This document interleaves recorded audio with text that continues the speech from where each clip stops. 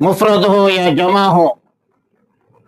लेकिन अगर मुतल्लका औरत हमल वालिया हो तो उस वक़्त हुक्म इलाही ये है कि इस मुतल्लका मुअतद्दा पर खर्च करो, बेहतरीन खुराक का, आराम का इंतज़ाम करो ताकत के मुताबिक।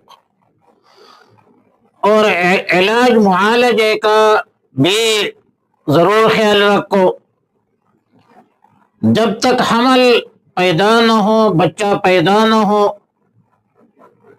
तो उस वक्त तक उसके आराम का, खुराक का पूरा ख्याल रखा जाए, इंसानियत है।